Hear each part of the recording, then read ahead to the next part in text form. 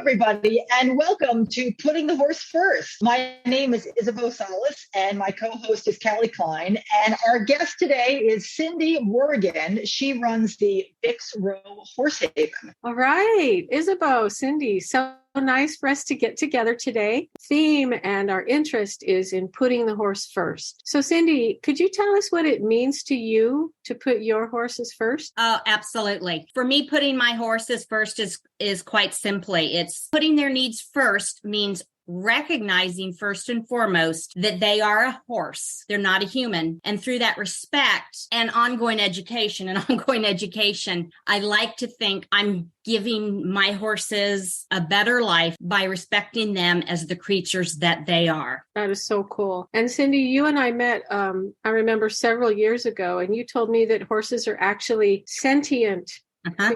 And that affected me so much. And I'll never forget that time when you told me that. That was so powerful many years ago. Wow. Thank you. Yes, it's true. I think it's easy to forget that with all animals, but particularly horses, because of the way many people maybe romanticize, fictionalize, dramatize horses to play a certain role in their life, in our world. So it's often really easy to forget, indeed, that they are sentient creatures. Mm-hmm. And in your work now and many years having your Bix Ro Horse Haven, could you tell us how other people could put their horses first so as to possibly avoid them ending up in a rescue? Absolutely. First, Callie and Isabel, let me tell you really quickly, when we first started Bix Ro, we actually were a horse rescue. And after years of becoming, sadly, very familiar with the slaughter pipeline, we shifted our mission and our name from rescuing the horses and rehoming them, thus becoming integral to the pipeline to perpetuate it, to a haven. So the horses that we bring to us will have a forever home. And so what people can do, So you have your horse. In America, there might be a good chance it's a quarter horse, but there's warm bloods and Appaloosas and ponies and all kinds of horses. The one thing to keep in mind is they all share the same common features as an equine. So when we get a horse, we like to think we're going to have it, and I'm talking a recreational horse or a horse that's part of our family for our life. But the reality is people's lives change. What you mean, Cindy, is when people buy horses for their family or for their own personal interest, when someone decides to get a horse, maybe you could explain or expand on that a little bit more. Absolutely. Individuals' lives change, whether they want them to or not, good times, challenging times. And sometimes it does become necessary for a horse owner to need to rehome their horse. And the best way to ensure that your horse stays out of a rescue is by teaching your horse ground manners, teaching your horse to stand for a farrier, to stand for deworming, to be able to receive vaccinations, under saddle a horse that has learned to be somewhat calm as a horse can be. Again, they are fight or flight creatures. And so we need to always respect the horse as a horse and acknowledge that. But to give your horse as many desirable traits as possible for the next person who takes them into their home to keep them. The more challenges a horse has, the more often that horse is moved from house to house to house, and then ultimately ending up at a rescue. Right. And I love that you talk about that, because when I'm working with the horse and I'm training, I think to myself, how can I set this horse up for success no matter where this horse goes? If I'm not the owner, if I'm doing this work for someone else, I'm thinking, how can I help this horse become confident and brave and able to exist in the human world with as little trauma as possible? And I'm just thinking, what's best for this horse? How can I put this horse first in its life so that it has a good long chance of, I hate to say it, but survival in the world? Because that, like you say, ground manners, proper training, confidence, education, the more we can educate them and keep them sound, the more that they will have a better chance when they're sold to the next buyer. That's just the reality. And can you tell us a story about one of your horses at the Haven that is a special one to you? Yeah, I can. So Sheldon is an Arabian, maybe a little standard bred in him. I'll be honest, he looks a bit like a giraffe. And when he came to us about 4 years ago, he couldn't load in a trailer, so they did the backup forced to the trailer. He came to our place, and it took easily an hour to get him in a situation to be doctored and have hoof care, dentals, everything. Other than that, I just let him be in the pasture, and he was a little removed from the other horses for a while. He had significant injuries, some that created challenges. And then just over time, through just a real kind of a down regulating, working at his speed instead of what I wanted. I wanted him on the halter, and I wanted to ride him with those pasterns. I mean, it'd be like riding on a cloud. But he didn't want that. And it did take me a little while to realize that he was not that horse. About earlier in 2022, I went into the pasture, and he walked up to me, and he stood, and he just dropped his head and just stood with me. And that was miraculous, to take a horse horrifically abused, terrified of people, and not really part of the herd. Now he's truly the most playful of our horses, the biggest personality. I just walk up and halter him. He walks up to me. And that's the beauty, I think, of BixRo Horse Haven, is we're not like other rescues.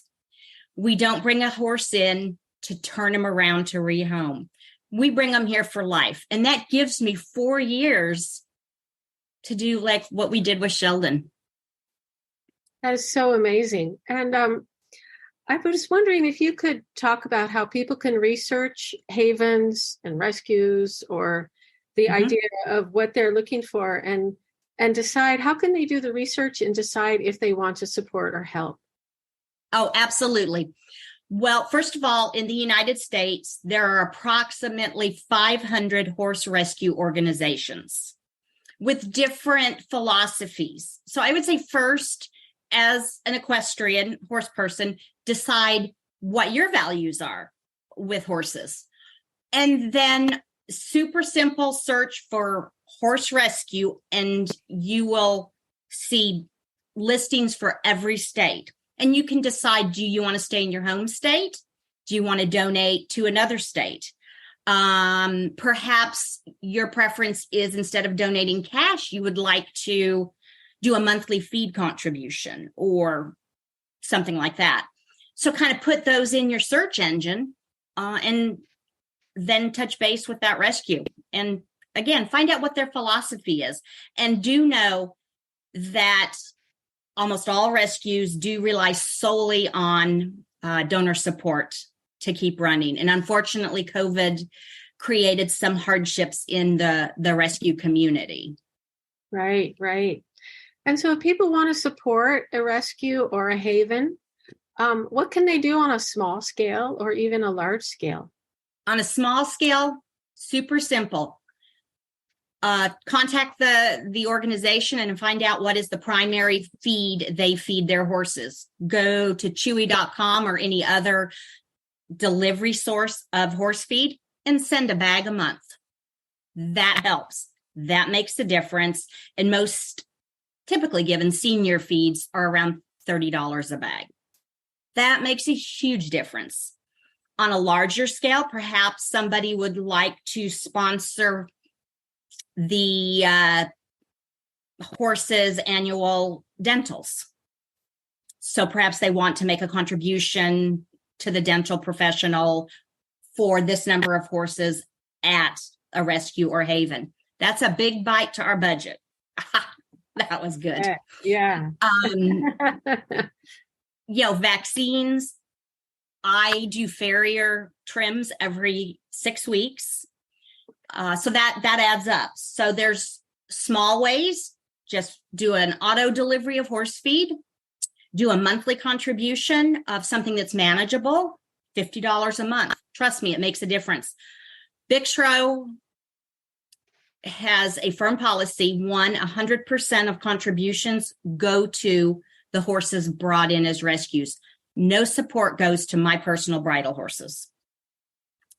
And so donations, money, materials, That's food. great. Yeah.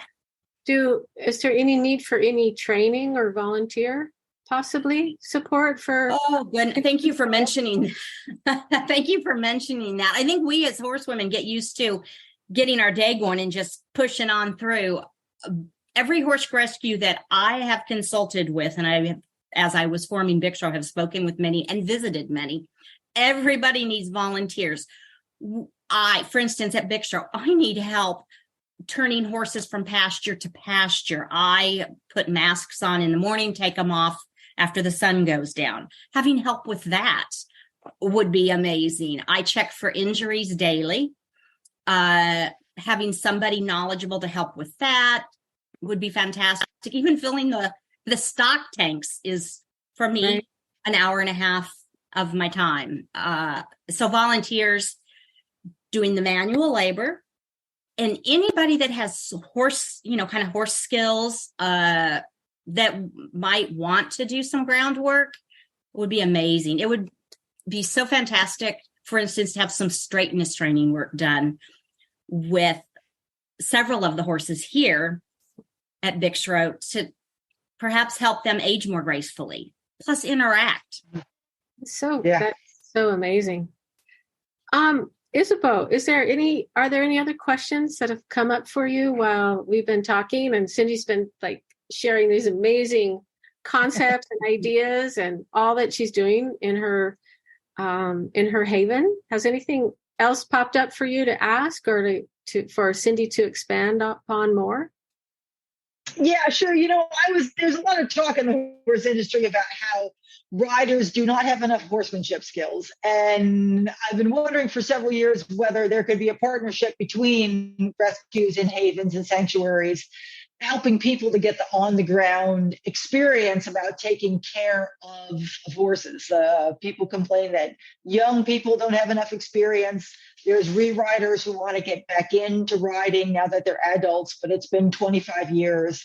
And they could really use a year or so of practice leading horses around the farm, feeding and watering and stuff. But I wasn't sure how much of whether training more people is really a help to rescues and havens, or really having people who are not so skilled coming and volunteering is really more of a hindrance. I'm a full-time barn manager, and I can't go do more barn work. I'm already doing lots. So I'm sure a rescue would love to have me come help, but I got enough. But I wonder if someone like me were to volunteer to take charge of training volunteers or doing stuff like that.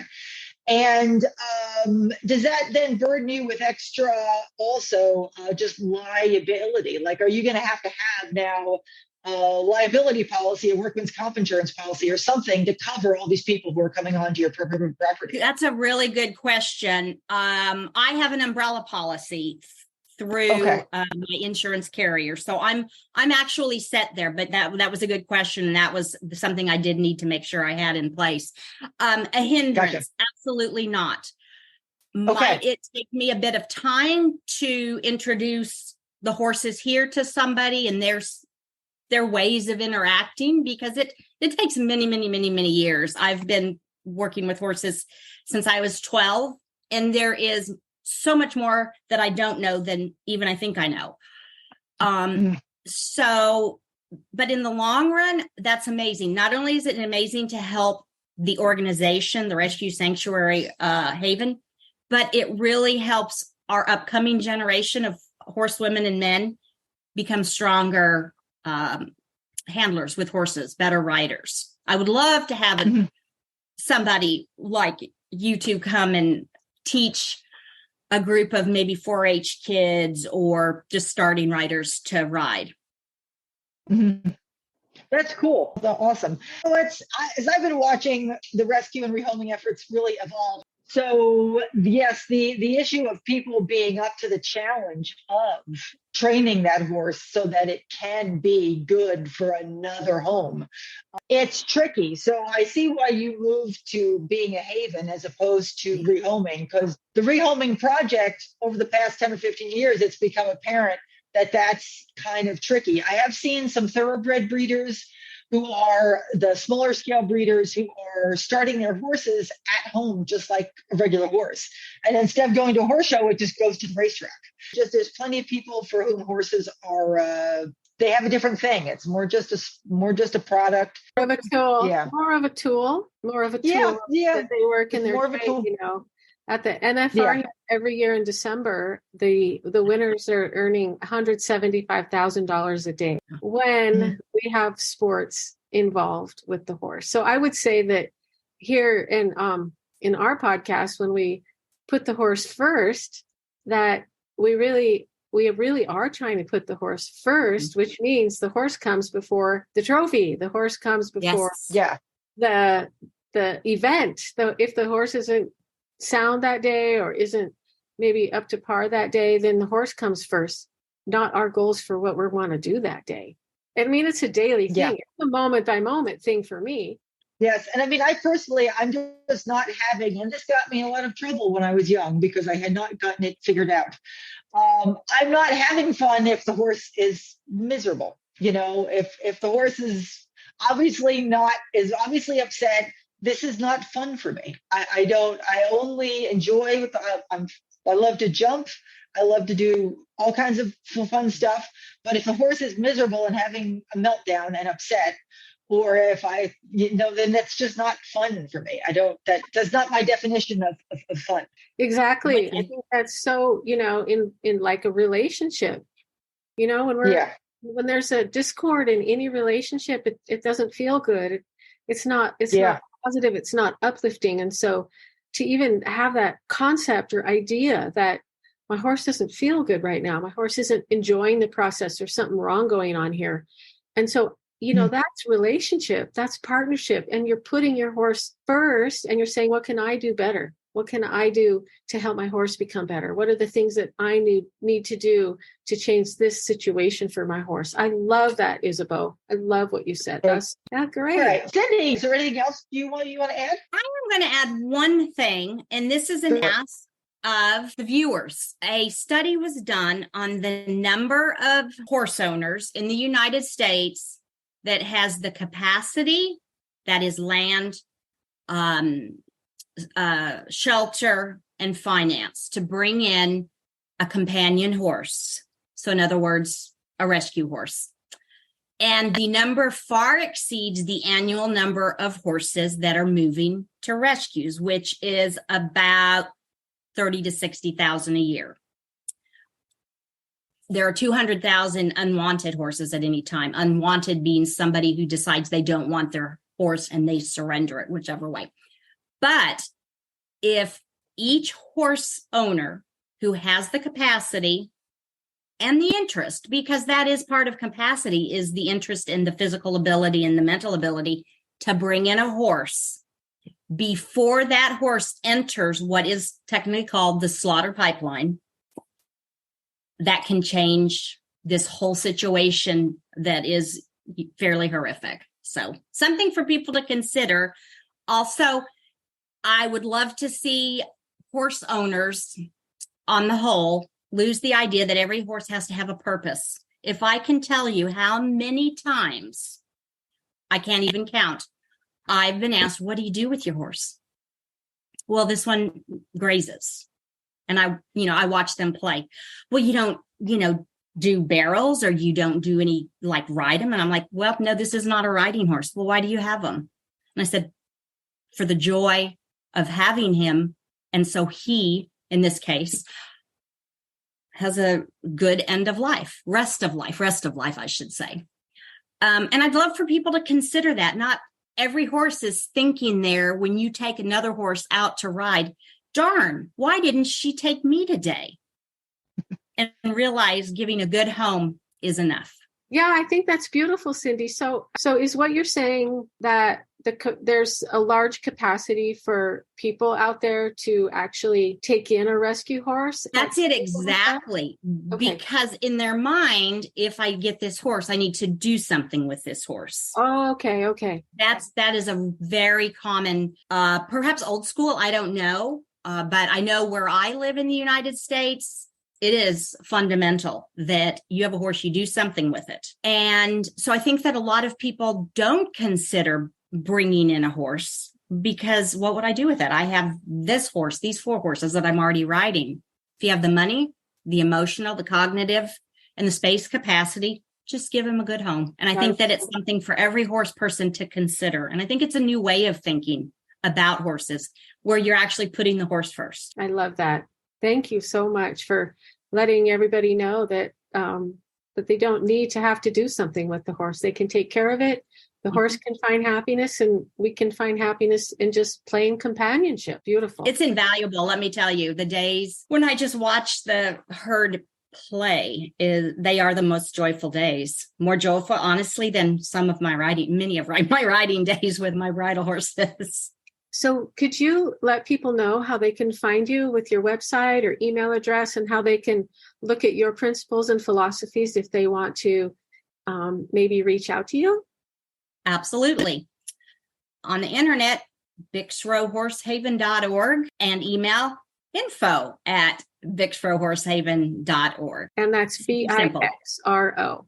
Yes. Okay, cool. For the horses, all the support we can get. And I will say one of the things that I am proud of at BixRo is our number of horses that we bring here is limited by in this case is me, personal capacity, financial capacity to care for them. We will never be in a situation unless something totally unforeseen happens where we don't get donations, thereby we have to move horses. So the more donations we get, the less of our savings we're using, and the more horses we can help. Awesome. All right. So thank you very much, everybody, for listening to our podcast, Putting the Horse First. Our guest today was Cindy Roragen. My name is Isabel Salas, and my co-host is Callie Klein. If you want to reach out to us, if you have any feedback about our podcast, want to ask any questions, want to ask any of us what it is we do with training horses, you can email us at puttingthehorse that's the number 1 st@gmail.com. And thanks for listening, everybody. Bye-bye. Bye.